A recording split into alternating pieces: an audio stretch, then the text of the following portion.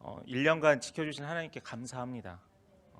처음으로 저희가 교회 리더십 훈련 갔었었고요. 그 다음에 2022년에 처음으로 했던 게 여름 성경학교였습니다.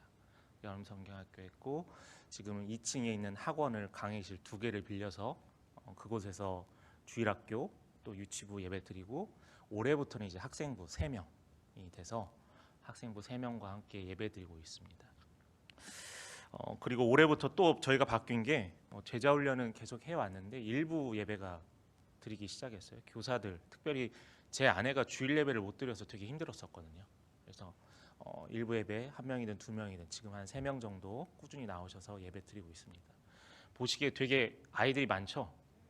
예, 주일학교가 유치부까지 13명, 14명, 그리고 학생부가 3명, 그리고 되게 비전이 뭐냐면은 최근에 등록한 신혼부부 외에 신혼부부가 4가정이 있습니다. 숭풍숭풍 나기를 기도하고 있습니다. 저희의 부흥 전략은 원만한 부부 사이가 부흥의 전략입니다. 오늘 이렇게 시흥 함께 걷는 교회에서는 아마 지금 예배가 마쳤을 거예요. 우리 박 목사님께서 말씀을 전해주셨고, 오늘 제가 일신교회에서 이렇게 함께 말씀을 전합니다. 교회적으로 기념교회 지교회를 세운 것이 저는 어디 가도 항상 자랑합니다. 박 목사님과 우리 또 장로님들, 성도님들께서 이렇게 아름다운 모습과 발걸음으로 기념교회를 세운 교회가 많이 없거든요. 그리고 또 뿐만 아니라 이렇게 교환 설교하면서 사람이라는 게 매일 기도하지만 얼굴에서 잊혀지거나 생각 안 하면 자주 기도 안 나오는 게 당연하잖아요. 근데 이렇게 교환 설교 통해서 저도 여러분들에게 다시 한번 확인하고, 또 우리 박 목사님도 또 우리 함께 걷는 교회 성도 위로하고, 이 좋은 시간들이 한국 교회적으로 되게 좋은 방향인 것 같습니다. 여러분 축복받으신 거예요. 좋은 목사님과 함께 있어서요. 네, 내일부터 실내 마스크가 해제된다고 하죠. 두려움에 떨고 계시는 여성분들도 계실 거고 남자분들도 마찬가지일 거고요. 코로나 3년의 시간이 참 길었습니다. 얼마 전에 제가 마스크를 벗고 다니니까 춥더라고요. 오히려 제가 기억나는 게, 제가 개척하기 한 4, 5개월 전부터 코로나가 있었었는데, 그 전부터 있었는데 당시 제가 부목사로서 어떻게든 부목사의 사명이 뭐였냐면 손세정제를 얼마만큼 확보하느냐였거든요. 그래서 성남에 곳곳에 다 전화했던 기억이 납니다. 근데 시간이 지나서 이제 마무리하는 때가 왔습니다. 여러분 너무나 수고하셨고, 또 믿음 지키시느라 너무 고생하셨고, 또 교회 지키시느라 너무나 수고 많으셨습니다. 함께 걷는 교회의 지난 사역들 아까 보았듯이 저는 여러분들에게 오늘 함께 나누고 싶은 말씀이 뭐냐면은 교회를 세워가는 성도가 되었으면 좋겠습니다. 교회가 세워져 있는 곳에 내가 편승하는 게 아니라, 내 나이가 중요하지 않고 내 신앙의 경륜이 중요하지 않고 내가 있는 그 자리에서 교회를 세워가는 성도님이 되기를 소망하는 마음에 말씀을 준비하게 됐습니다. 그래서 오늘 2가지 말씀의 중요한 사항을 나누려고 해요. 첫 번째가 뭐냐면은 거룩한 성전이 됩시다입니다. 거룩한 성전. 교회 생활하면서 무엇 때문에 행복하세요? 교회에서 하나님을 만나는 게 제일 행복하죠. 그건 누구나 동일한 기도 제목이고 또 간증이기도 합니다. 그런데 이것은 기본으로 하고요. 그 이후의 것을 저는 생각해 본다면은 좋은 사람, 좋은 교회를 만나는 것도 큰 축복이에요. 자녀를 위해서 기도할 때 전 뭐 위해서 기도하냐면 좋은 만남을 위해서 기도합니다. 이제 그 좋은 만남을 넘어서 다른 누군가에게 좋은 만남의 대상이 되기를 위해서 기도하거든요. 여러분들도 마찬가지입니다. 믿지 않는 누군가에게 여러분을 좋은 교인으로 기억되길 바랍니다. 그게 교회를 세워가는 성도의 비결이에요. 좋은 교회를 만나는 것, 좋은 성도를 만나는 것, 좋은 내 옆자리에 앉은 사람을 만나는 것, 너무나 행복한 일입니다. 나아가서 우리 교회가 믿지 않는 자들에게 본이 되는 교회, 믿지 않는 자들에게 그들이 가졌던 생각에서 돌아져가는 교회가 된다는 것이 너무나 복되고 행복한 신앙생활을 한다는 거죠. 바울이 오늘 본문에 보면 바울이 소망하는 교회에 대해서 이야기하고 있습니다. 우리 말씀 같이 읽어보겠습니다. 3장 9절입니다. 함께 읽겠습니다. 시작.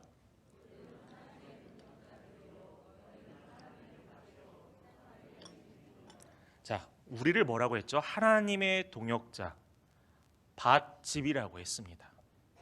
하나님의 백성들은 구약 시대 때부터 성전을 하나님의 집이라고 이야기를 했습니다. 그곳에서 성전에서 예배를 드렸고요. 그곳에서 사람들이 제물을 드렸었습니다. 그런데 지금도 생각하지만은 그 구약 당시에 이게 계속 반복되다 보니까 어떠한 일들이 생겼냐면은 교회 건물 자체가 성전으로 생각을 하는 거예요. 그러니까 교회 자체의 건물에 우리가 너무나 집중하는 모습이 보여져 왔었습니다. 그래서 예수님이 사역했을 당시에 종교 지도자들뿐만 아니라 모든 유대인들의 공통적인 생각은 뭐였냐면은 지성소 예루살렘 성전이 성전이었어요. 하나님께서 그곳에 거하시기 때문에 그곳이 하나님의 성전이라고 했는데 어느 순간에 하나님은 없어지고 그들의 집이 되고 말았다는 거예요. 이게 아주 중요한 사실입니다. 우리도 선뜻 교회를 생각하면은 십자가 달려 있는 건물을 생각하죠. 오늘날의 교회는 너무나 많이 빨리 변하고 있습니다. 교회 건물이요, 이제는 한 교회가 소유하는 게 아니에요. 한 교회가 주일에 낮 예배를 드리고 오후에는 다른 교회가 와서 주일에 예배를 드립니다. 그리고 이제 카페나 학원이나 빌려서 하는 교회들은 너무나 많아요. 그리고 길거리에서 옥상에서 예배드리는 교회들도 지금 무지하게 많이 생기고 있습니다. 더 놀라운 것은 코로나 3년 기간에 더 많은 교회들이 세워졌다는 거 여러분 아시나요? 저희 교단도 그러고 우리 지방에도 마찬가지입니다. 여러분, 교회는 건물이 아니에요. 우리가 건물을 위해서 눈물을 흘리고 피땀을 흘리지만은 교회는 건물이 아니라 사람이라는 겁니다. 하나님이 계시는 사람이라는 거예요.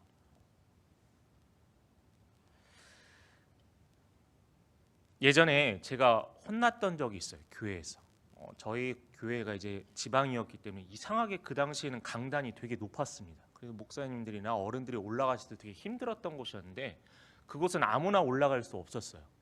만약 아이들이 본당에서 어른들 몰래 공놀이 하다 공이 올라갔는데 그 강단에 올라가면 정말 불호령이 떨어졌었습니다.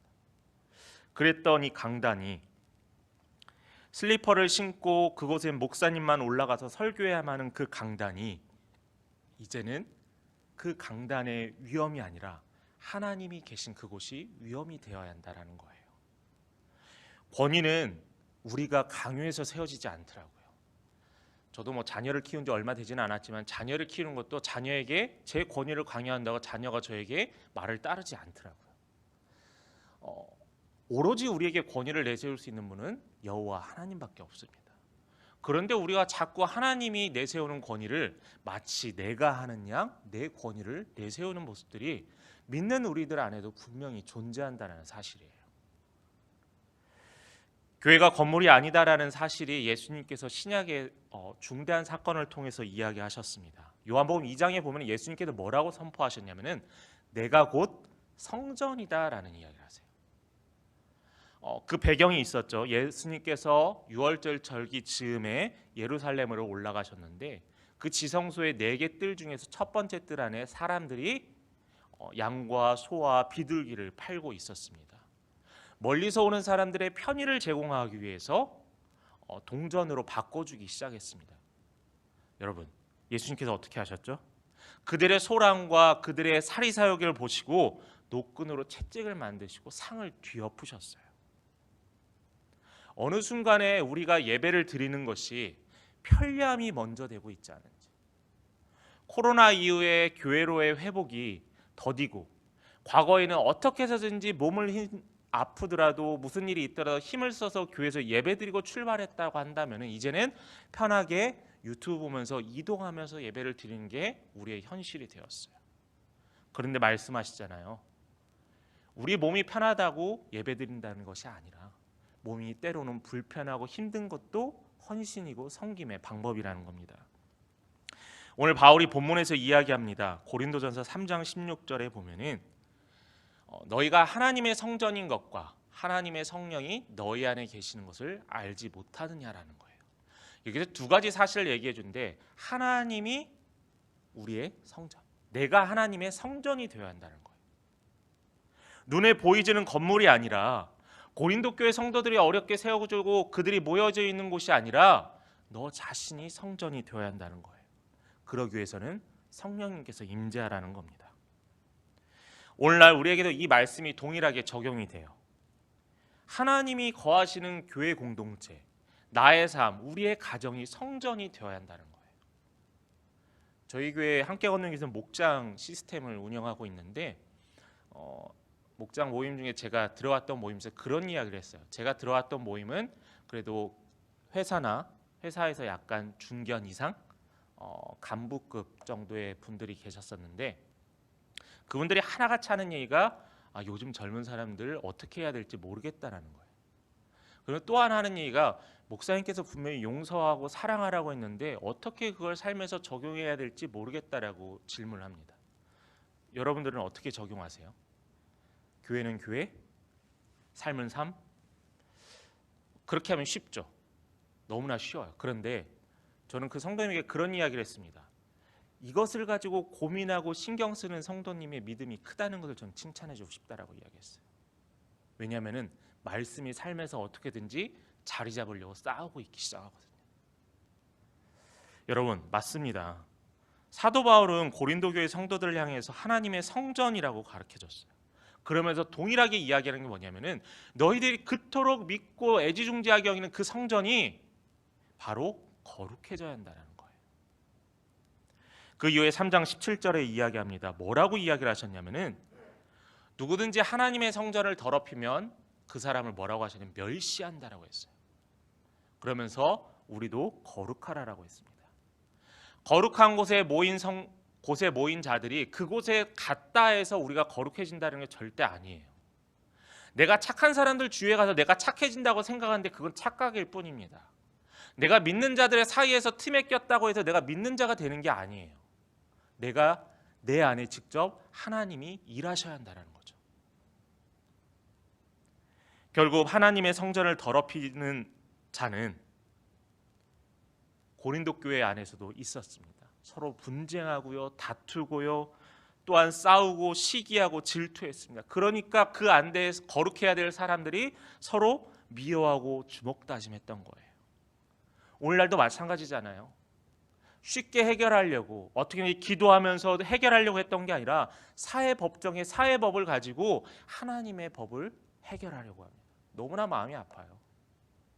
하나님의 법이 그 어떤 법보다 우선되고 하나님의 말씀이 그 어떤 것보다 우선인데 우린 가장 낮은 사회의 법을 가지고 우리를 평가하고 사람을 판단하려고 해요. 그러면서 하나님께서는 고린도 교회와 우리들을 향해서 회개하지 않고 돌아오지 않는다면 심판한다고 했습니다. 무거운 말씀이에요. 무거운 경고의 말씀이에요. 교회는 이 세상에 거룩한 자들로 부름받은 자들의 모임입니다. 돌로 만들었던 벽돌로 만들었든 대리석으로 만들었던 어떠한 소중한 것으로 만들었든 중요하지 않아요. 제가 성결교단에서 나고 성결교단의 목사가 되었지만 교단 어디가 중요하지 않아요. 중요한 본질은 뭐냐면은 교회란 무엇인가라는 거예요.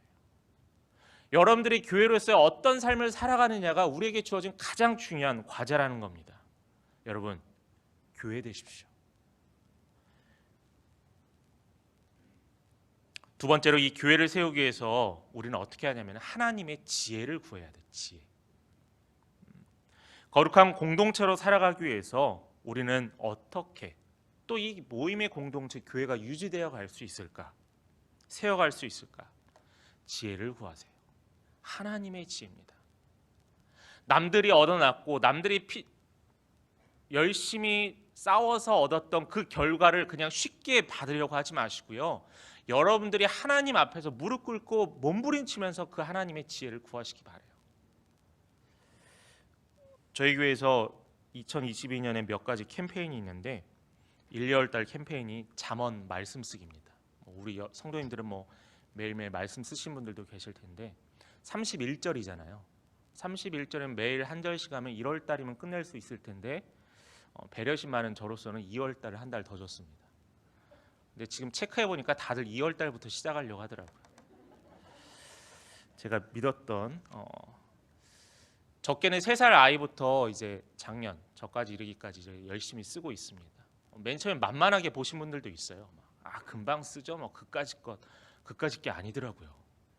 그래서 맨날 저한테 목사님 그때까지 써야 되는 거죠? 목사님 이거 쉽지 않네요 하면서 성도들끼리 목장 모임 때 되게 한탄한다는 이야기를 제가 들었습니다. 성경을 쓰는 게 중요한 게 아니에요. 성경 쓰고 어떤 작은 선물 쓰는 게 중요한 게 아니라 그냥 읽는 것만 아니라 묵상하고 되새기라는 거예요. 왜 새해를 시작하면 잠언을 썼을까? 잠언에 나타나는 지혜로운 말을 삶에 적용시키는 것, 저는 그것보다 더 중요한 말씀이 오늘 20절의 말씀에 나와 있다고 생각을 합니다. 같이 한번 읽겠습니다. 시작.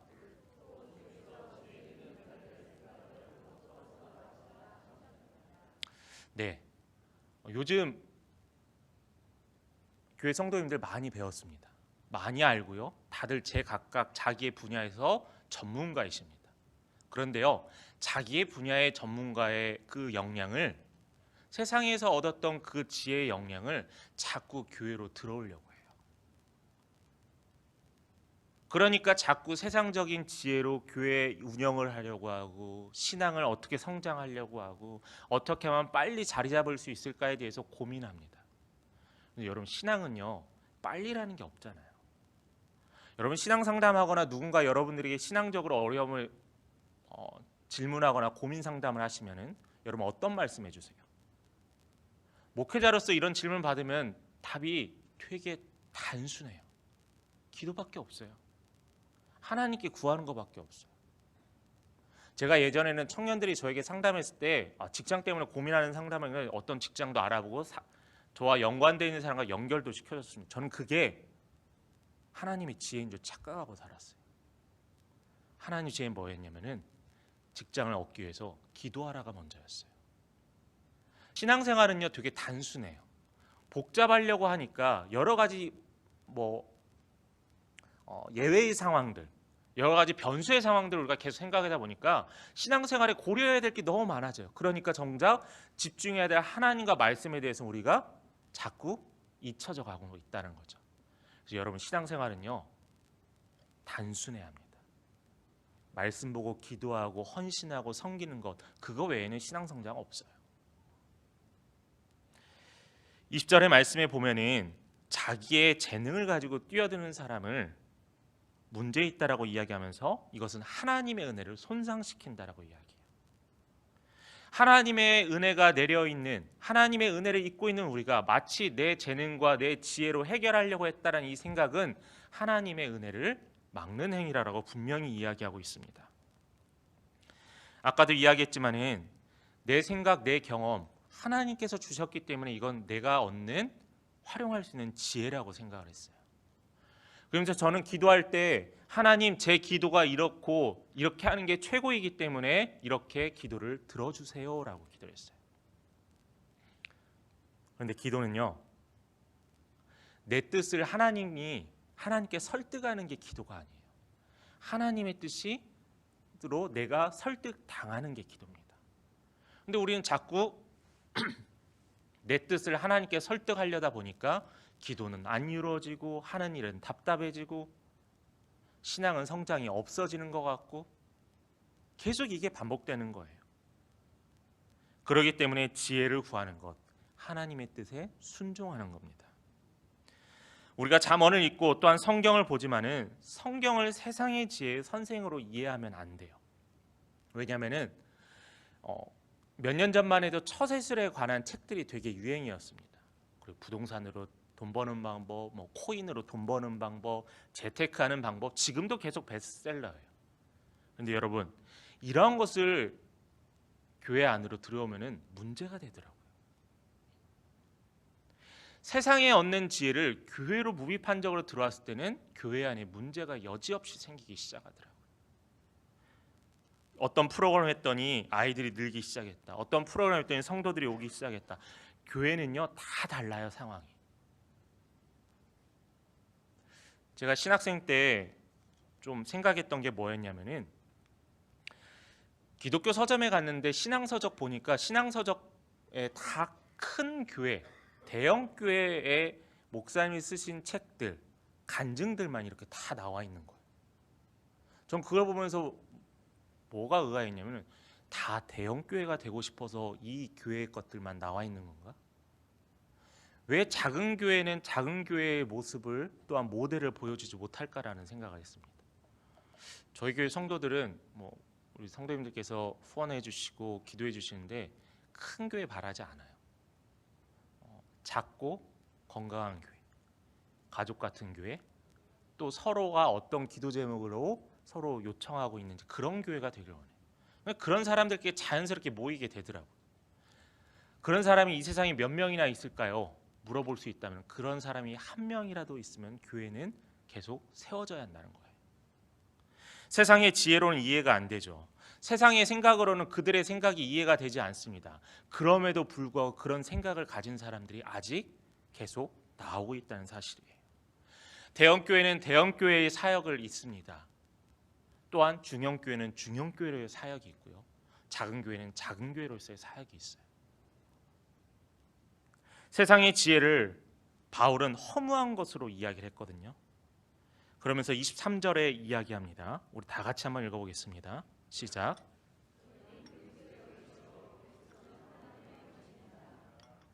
자, 이 전에 22절에 나와 있지 않지만 여러 본문에 보면은 모든 것이 너희의 것이다라고 이야기하면서 너희는 그리스도의 것, 그리스도는 하나님의 것. 결국은 너희는 하나님의 것이라는 거예요.